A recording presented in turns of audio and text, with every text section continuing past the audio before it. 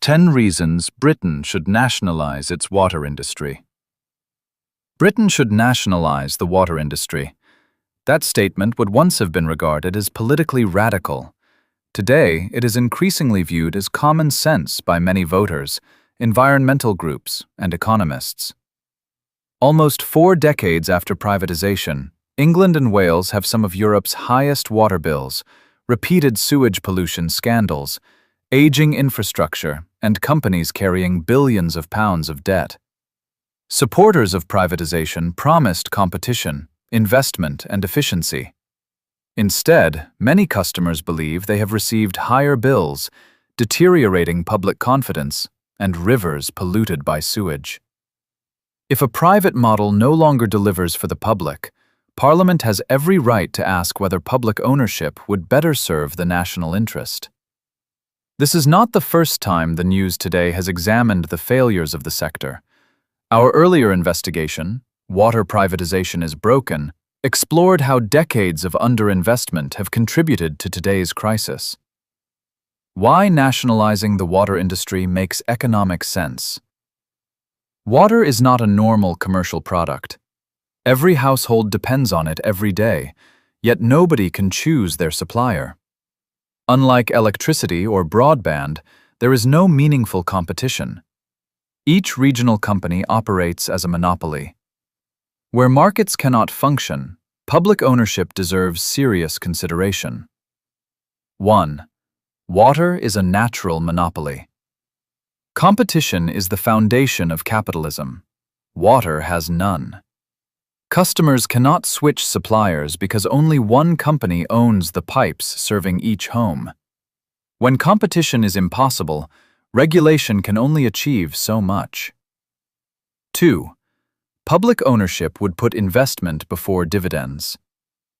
Since privatization, water companies have paid billions of pounds to shareholders, while essential infrastructure has continued to age. Leaking pipes, insufficient reservoir capacity, and outdated sewage systems now require enormous investment. Under public ownership, any operating surplus could be reinvested directly into improving services rather than paying dividends. 3. Nationalizing the water industry could help protect rivers. Public anger over sewage pollution has grown dramatically.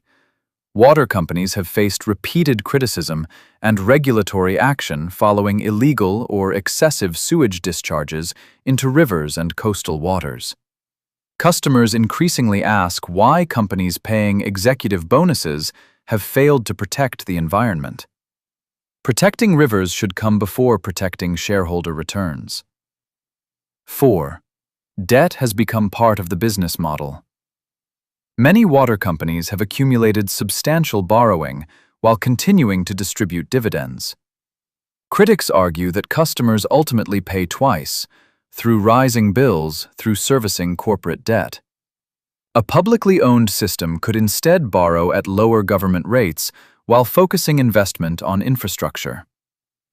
5. Water is critical. National infrastructure. Governments already accept that some services are simply too important to fail. The armed forces, the police, the NHS, national electricity transmission. Water belongs in the same category. Its primary purpose should be public service rather than shareholder profit. 6. Every pound could benefit customers. Private companies must reward investors. A publicly owned operator could instead use surpluses to replace aging pipes, reduce leakage, build new reservoirs, modernize treatment works, improve drought resilience, keep bills lower over time. 7. Public trust has been lost. Opinion polling consistently shows significant support for returning water to public ownership. Many customers feel they are paying more while receiving less. Rebuilding trust requires greater accountability than many believe the current model can provide. 8. Scotland demonstrates another model. Scotland retained publicly owned water through Scottish Water. While no system is perfect, it demonstrates that public ownership remains a practical alternative within the United Kingdom. The debate is therefore not between theory and reality. It is between two different models already operating within Britain. 9. Why shareholders may deserve little compensation. This is undoubtedly the most controversial issue. Shareholders generally expect compensation when governments acquire private assets. However, investing in any company carries commercial risk.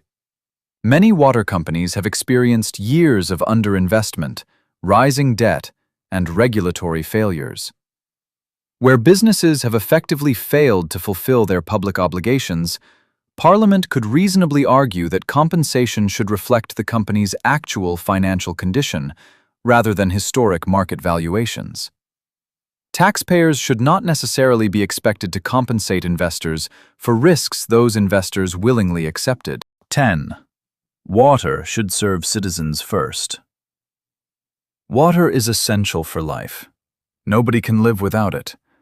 Nobody can choose another supplier.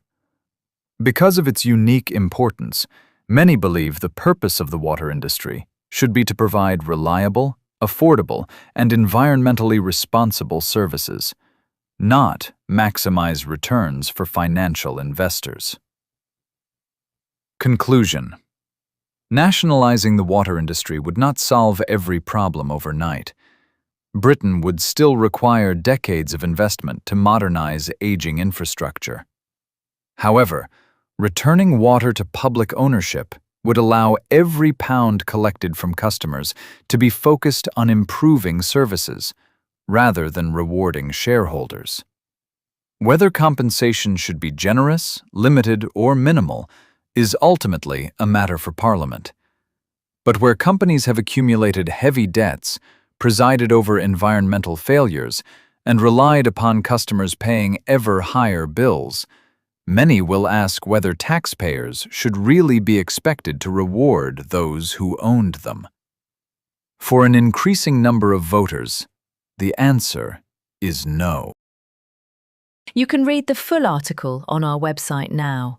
Please either click on the link in the comments or description, or go to www.thenewstoday.eu. Thank you.